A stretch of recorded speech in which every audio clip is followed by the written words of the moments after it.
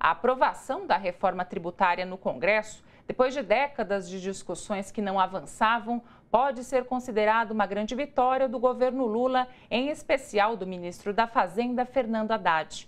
A avaliação é do comentarista João Caires.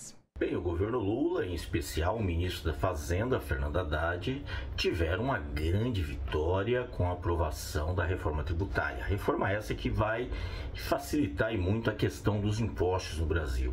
Sabemos que o sistema tributário brasileiro é um dos mais complexos do mundo, né, que gera muita confusão e que facilita justamente a vida dos mais ricos, esses que podem manter, né, escritórios especializados em tributação, né, seus advogados tributários, para poder fazer o que eles chamam de elisão fiscal, o nome mais bonito para a sonegação. Ou seja, eles têm um escritório enorme, gastam fortunas com esses escritórios, mas mesmo assim compensa para não pagar impostos.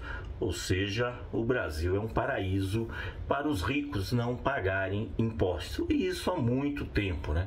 É uma questão até machista, porque no sistema tributário brasileiro, mulheres pagam mais impostos que os homens. Em produtos destinados às mulheres, tem muito mais impostos que produtos destinados a homens. Então também há uma questão ideológica por trás.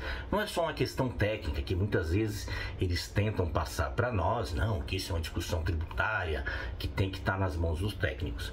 Mas é muito importante porque várias coisas agora vão passar a pagar impostos e também vão facilitar a vida do comerciante, do trabalhador, né, dos negociantes em geral, que vão ter mais facilidades de pagar impostos, sistematizando assim a forma de tributos no Brasil. Lógico que isso leva um tempo, tem toda uma discussão com os estados e municípios, mas, a meu ver, temos que discutir outras coisas, né? Que desde os anos Fernando Henrique Cardoso, os municípios têm perdido muito a arrecadação, fazendo com que os recursos se centralizem tudo na mão da União ou mesmo dos estados. A gente chega a ver em cidades grandes, importantes, né, que em tese são ricas, com placas do governo federal fazendo recapeamento asfáltico.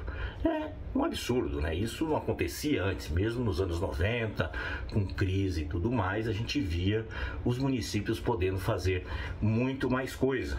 E agora a gente viu o desastre que foi o que o governo Bolsonaro fez, tirando o ICMS da gasolina, dizendo que ia compensar estados e municípios. Depois não compensou, deixou a bomba para o governo Lula e a gente viu a arrecadação dos municípios definhando. Então há uma discussão dentro desse projeto de melhorar essas questões com os estados e municípios. Nós devemos fazer com que o poder local seja empoderado. Não podemos deixar na mão dos deputados que estão cada vez querendo mais, né?